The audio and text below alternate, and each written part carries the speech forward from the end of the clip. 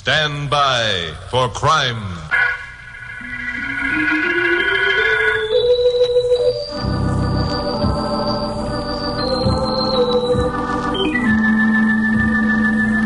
Hi, Chuck Morgan again. You know, being a newscaster on a station like KOP is quite a responsibility. No matter whether you're liked or disliked, whether you're agreed with or disagreed with, you feel a sense of duty, especially when you know your listening audience is extensive. That's why when this tip came in about that accidental death, I thought I couldn't pass it up. It wouldn't be fair to the people who paid me or the people who listened to me. The tip said that the accidental death wasn't accidental at all, but murder. It occurred at a remote section town on the Southern Express Railroad. If I drive up there, I get some interesting copy for my broadcast. Well, it so happened that Carol Curtis, my blonde secretary, and I had nothing better planned for the weekend, so we wound up the old jalopy and headed out into the desert. You know, darling, I think it's a wonderful idea going to Las Vegas for the weekend. You do? Yes. I have a new gown I'll wear at dinner tonight. It's a strapless black taffeta with gold embroidery. Think you'll like it? Chuck Morgan, you haven't heard a word I've said. What was that, Glamour Puss? I said, you think... What are we stopping here for? That signboard over there. Can you read it? Signboard? Why, yes, it says Squalling Indian. For heaven's sakes, what does that mean? Well, maybe it means there's an Indian over there who keeps squalling. Come on, we better get started. Wait a minute, Chuck. You're taking the wrong road. Las Vegas is up that way. Who cares about Las Vegas when there's a squalling Indian over the hill? Chuck Morgan, you turn this car around right now. You promised me we were going to Las Vegas. No, I believe my exact words were, and I quote, Glamour Puss, let's drive out into the desert this weekend, up toward Las Vegas, unquote. Why, you fiend. You tricked me. You know I've always wanted to go to Las Vegas. Stop this car at once and let me out of here. What about my new dress? You don't know what it means to a girl to buy a new dress and then have no place to wear it. You stop this car at once and let me out. Well, what are you doing now? Stopping the car. What for? We're 1,000,000 miles out in the desert and it's so hot I can hardly breathe. The least you can do is keep moving. Glamour Puss, you said you wanted me to stop the car so you could get out. What? I said that? Don't be silly. You know something, Glamour Puss? What? You're really pretty good looking when you're mad. Oh, is that so? Well, let me tell you something. There are plenty of men who would... What was that? Sounded like a shot. Yeah, there's a puff of smoke up there on the hill. Probably a hunter. Oh. Chuck, he's shooting at us. Yeah, our tires anyway. Glamour Puss, you're really going to get your wish. You ever work a jack handle before? Of course not. There's a first for everything. Out you go.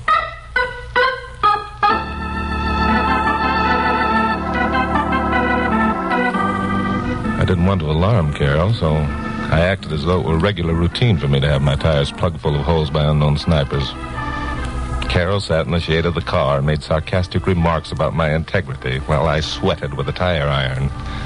And finally dislodged the bullet that had deflated the inner tube. It looked to me like a 30-30 special, which proved nothing. Well, I got the spare in place, and we headed down the road toward Squalling Indian. An hour later, we came to our destination. It was the most desolate-looking place I've ever seen. A cluster of yellow painted buildings, partly shaded by 2 cottonwood trees. The double tracks of the Southern Express ran by the front door. Well, this is just great. This is simply dandy. Shall I change to my new strapless gown with the gold embroidery now, or shall I... Glamour Puss, will you do me one small favor? What? Shut up. Why, the idea... Quit Chuck it. Morgan, I'm here on serious business, and if you... Here comes someone. Hello there. Looking for anyone special? We're looking for anyone. I know how you feel. Pretty desolate-looking place, isn't it? Yes. Come on inside. It isn't much hotter, and I can at least offer you a cold drink. Oh, that sounds good to me. How about you, Carol? Yes, sure. I can hardly wait. My name's Jim Ainsley. I'm the signal maintainer. Oh, here we are. Hi, honey. We got visitors. Oh, how wonderful. Visitors are always welcome here. This is Betty, my wife. Hello, Betty. Nice to know you. This is Carol Curtis, and I'm... You're Chuck Morgan, the news commentator. I'd know that voice anywhere. By golly, that's right. You are Chuck Morgan. How about that? I didn't think my broadcasts were heard this far away. Oh, we don't get you around here, but I used to live in L.A. Oh. Jim and I've only been here 6 months. Don't you find it terribly lonesome? Oh, Jim and I are never lonesome if we're together. It isn't as bad as you think. There's another family living in that house over there. Ted and Jane Maynard. Ted's the boss of the work gang. Oh. Hey, but how about that cold drink I promised? Great. And I think I'd better explain to you why we happened to drop in on you so unexpectedly. Well, sit down and make yourselves comfortable first. All right. Now you're here, we want to encourage you to stay as long as possible. That's very nice of you. Here's that cold drink. Ah. Here you Carol? are. Thanks. Take this one. Thank you. By the way, that man that was killed up this way last week. Oh, that was a real tragedy. Either of you or the Maynards get to talk to him? No, none of us even saw the chap till it was over. And then, well, there wasn't much left to identify. No one ever found out who he was? No. I understand that an inquiry was conducted, but nothing came of it. Where did the accident happen? In the cut, about half-mile up the track. Apparently, the man had been walking along the tracks, heard the train, and climbed the embankment, then slipped and fell. There's a torn-out place at the top of the embankment that makes that theory almost a fact. What's your interest, Mr. Morgan? Well, it's remote. I had a friend who looked me up in L.A. 2 days before the accident. He's a geologist. Said he was coming up this way to look at some unusual rock formations he'd heard about. And you haven't heard from him since? No. Checked a couple of places without any luck. Oh, I'm probably borrowing trouble. Chances are he'll be calling me at the office tomorrow. Listen. It sounds like a train. Now, that just could be, Glamour Puss. There are a couple of tracks outside. It's the Golden Streak Streamliner from L.A. to Chicago. Right on the nose, too.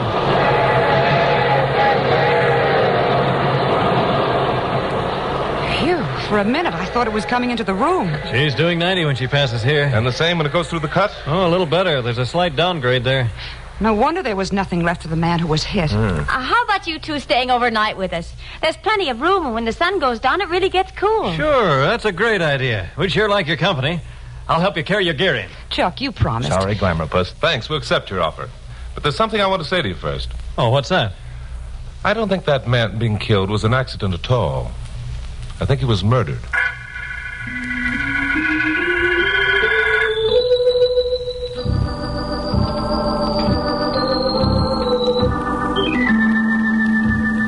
Jim and Betty Ainsley weren't as startled by my murder theory as I thought they would be.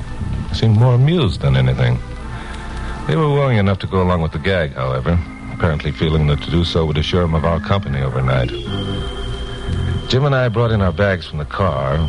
They gave Carol a room in their own cottage and assigned me another. Beyond me was a cottage occupied by the Ainsleys' neighbors.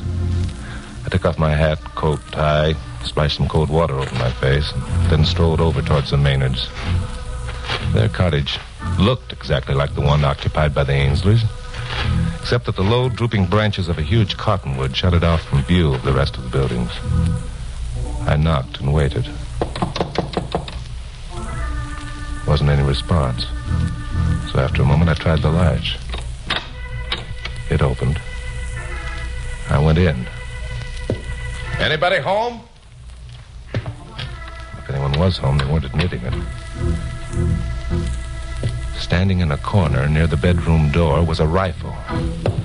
I crossed the room quickly, picked it up, opened the breech, and sniffed. The gun had been fired recently, and it was a 30-30 special. Drop that gun. What? Wait a minute. You must be Ted Maynard. Never mind who I am. Drop that gun, I said. Sure, okay. Only don't go getting any ideas with that revolver you're holding until you find out who I am. Ted, who's this? I don't know. Some stumblebum thought he could get away with my rifle. Well, why don't you plug him? If you found him trying to steal something, you've a right to. Take it easy. I'm Chuck Morgan. My secretary and I are staying with your friends, the Ainsleys. Who told you they're our friends? They did. Well, aren't you? Now, how could you possibly live in a remote spot like this and not be friends with the only neighbors you have for miles? Try it sometime and you'll find out. Especially with two jerks like those Ainsleys. Well, Ted, what are you going to do about it? I don't know. I'm going to check with Jim and Betty Ainsley to find out if he's telling the truth, that's for sure. Let's flag down number 9 and turn him over to the conductor for the sheriff at Vegas. Maybe the heat was giving me hallucinations, but it seemed to me that these two were creating a situation out of thin air for no apparent reason. They were nervous, on edge, desperate. But more important, they were scared and trying to cover it up. Maybe that's a good idea. Hand me that rope, Jane. Crazy though it seemed, they were planning to go ahead with their plan. Well, I hadn't driven away up here to be trussed up and dumped aboard a train on some phony charge of robbery. Oh, all right, Ted. I'll take that. Why, you... Let go of my wrist. Drop the gun. Ted! Ted! All right. right. Now then, let's talk this over and see if we can't add up the score. What are you going to do? Push it up the embankment in front of the streamliner the way you did that poor devil last week? You won't get away with it this time. You were seen coming up here, you know. Yes, I know. Seen by someone with a 30-30 special who plugged a hole in one of my tires. You can't prove that. Can't prove what? That it was a 30-30 special. I can not only prove it, I can identify the gun it came from. I have the bullet in my pocket. Then if you can do that... Hey, what's going on here? Thought I heard a commotion. You did. Your friends here accused me of trying to steal a rifle that belonged to them and threatened to flag down number 9 and turn me over to the conductor. Oh, forget it, Mr. Morgan. Ted and Jane are just jumpy.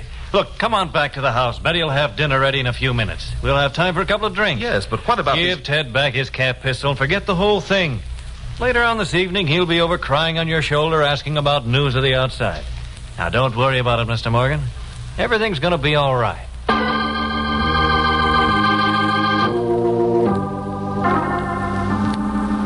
Maybe everything was all right as far as Jim Ainsley was concerned, but it wasn't all right for me. There's something cockeyed about this setup. It involved 4 people and a dead man who'd been pushed in front of a train and ground into nothing. Who was he? What had he been doing out here in this remote settlement? And what connection did he have with these 4 people? Questions. Lots of questions. And so far, only one answer.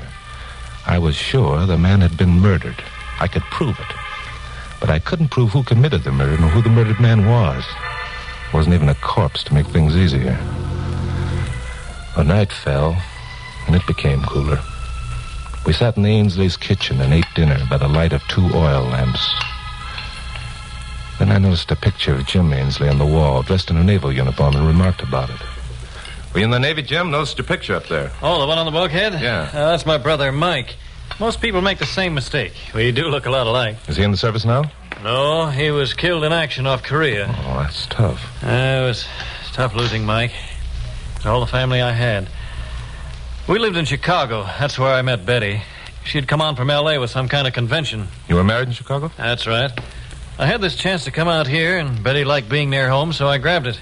On our first weekend off, we're going to go to L.A. Jim's never met my folks. Oh, here's Ted and Jane. Hi, kids. Come on in. Hi, everyone.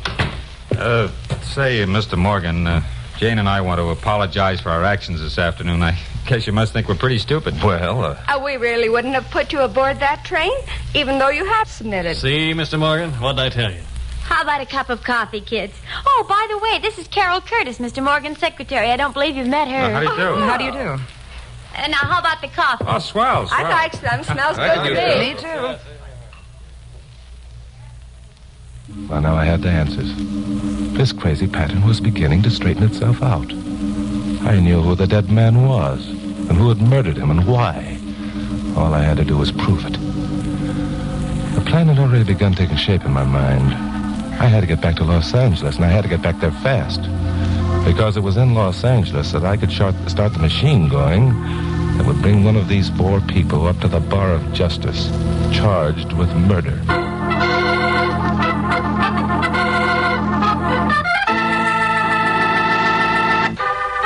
Now, the conclusion of Stand By for Crime.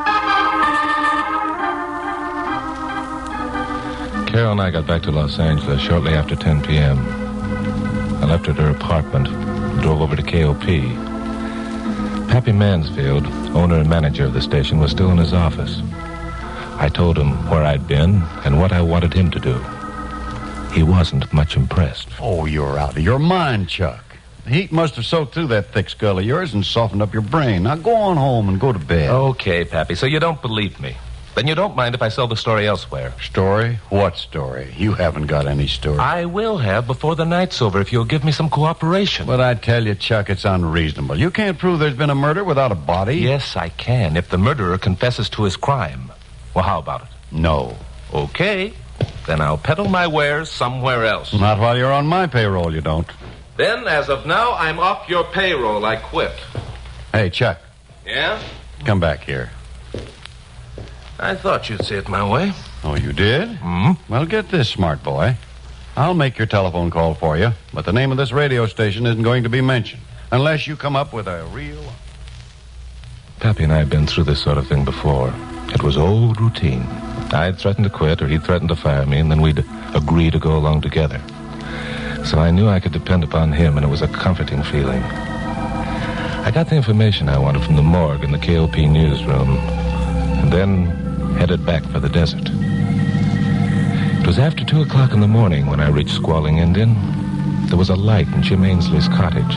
Otherwise, the place looked deserted. That's you, Mr. Morgan? It's me, Jim. Began to think you weren't coming. Come on inside. Right. Yeah, where's Miss Curtis? She had enough, decided to stay in town. Your wife in bed? Oh, yes. And the Maynards? Well, they stayed till about midnight, hoping you'd be back. Ted said if he heard your car, he'd be over. Gosh, Mr. Morgan, what's it all about? Well, I got the information I wanted, and if things should... Oh, hello, Ted. Come on in. Mr. Morgan just got back. Yeah. I heard his car. So you brought your rifle along, Ted. Expecting trouble? I intend to be prepared if there is any. Well, you can put the pea shooter away. You won't have any use for it. I'm keeping it. Suit yourself. Hey, yeah, that's funny. Must be trouble along the road someplace. Hello, Squalling Indian. Yeah, that's right. Who? Morgan? Yeah, he's here. For you, Mr. Morgan. Oh, thanks. Hello. Oh, hello, Pappy. What? I don't know. I suppose I could go up there and take a few measurements. Sure, glad to. Call you back. Right. Okay, so long. That was Pappy Mansfield, owner and manager of station KOP. He was wait a minute. How could he be calling on that phone? It isn't even connected with outside lines. Pappy Mansfield, my friend, can do anything, if he thinks it's important enough. Well, gosh, Mr. Morgan, what's so important? What's he want you to do? I'm going up to the cut and take a few measurements. I think the information I'll be able to phone back to Pappy will be all that's needed to sew up this case. Oh, what case? Oh, look, Mr. Morgan, want me to go with you? I could run you up on my scooter. No, you two stay here. There might be another phone call. I won't be gone long.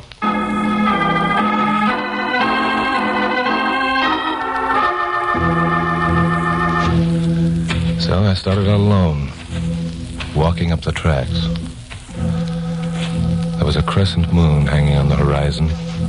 This and a sky full of stars shed faint light, bringing out in grotesque relief the shape of the giant cactus and the yucca trees. Up ahead, the cut loomed vaguely, a slit on a ridge that gave a backbone to the desert where it slipped down into a salt sink. A cold wind whipped through the cut and penetrated the thinness of my jacket. Once I looked back. I saw that the lights in Jim Ainsley's cottage had been extinguished. Well, this was it. Either I had a crazy theory or I was going to turn up one of the best news stories of the year. I didn't expect the thing to happen when it did. I expected it to come from another direction and in another form. I reached the bottom slope of the embankment that formed the cut and turned off the tracks. When I heard a sound like the clanking of stone against metal, I whirled. There was a quick step behind me. Something swished through the air, and then... all the stars in that beautiful sky crashed around my head, and the crescent moon shot out of its orbit and left the world to darkness and to me. I don't know how long I lay there, but after a while, the moon got back into position, and the stars returned to their velvet canopy one by one. I watched them for a while, thinking how beautiful they were, wishing that Carol Curtis were on hand to enjoy their splendor, too. Then it occurred to me that it was strange I didn't have to turn my head upward to see these stars. The answer was simple. I was already looking up. I was lying on my back. I tried to move and found I couldn't. That answer was just as simple. My hands and feet were tied. Worse than that, they were tied to the railroad track. No, it wasn't a bad movie. It wasn't a corny novel of 50 years ago. It was real. It was happening to me, Chuck Morgan, wise guy news commentator. And now came the payoff, the climax to this lousy drama. The train, the streamliner, rushing across the desert at 90 miles an hour. Its headlights stabbing into the sky. Its impersonal whistle blasting out, shattering the desert stillness into a nightmare of sound. This couldn't be happening. I was watching one of those movies that used to give me goose pimples when I was a kid. In a minute, the audience would see that the train was on another track. I could feel the vibration of the onrushing demon in the rails. I sawed frantically. The raw edge of the rail flange began to rub the rope thin. I worked wildly, jerking my wrist back and forth, forgetting in this concentration for the moment the train. Forgetting it until a beam of light flashed into my face. A red beam. I looked up. The signal tower, 100 yards down the track, had turned red suddenly. The streamliner was slowing down, coming to a stop. Suddenly, the ropes around my wrist parted. I untied my ankles, stood up, chafing my wrists. The streamliner's headlight showed me the man standing at the foot of the embankment. He had a rifle in the crook of his arm. You're not as lucky as you think, Morgan. They're still going to shovel up what's left of you after the train passes. Hello, Ainsley. I didn't think you'd come up with anything so corny as tying me to the rails. Why didn't you drill me with the rifle you stole from Ted Maynard and call it a day? Because I don't like corpses hanging around. They talk too much. Oh, of course. I should have remembered. Before I knock you off, suppose you tell me how much you know. Gladly. Anything to stall for time until the train crew gets up here. The train crew ain't coming up here.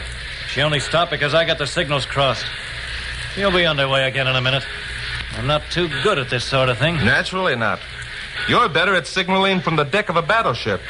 So you do know, huh? Yes. I've known for quite a while. You're Jim Ainsley's twin brother, Mike. You were married to Betty before you went to Korea. After you were reported missing, Betty married Jim. You came back, found your wife married to your brother, and killed him. It was Jim who was hit by the streamliner last week. Hello, Pappy. No trip, Ainsley, but it always works out. Take my gun. Give me the gun. John Morgan! Over here, Pappy. Chuck, are you all right? Glamour, Puss. Take a look at those stars. Aren't they beautiful?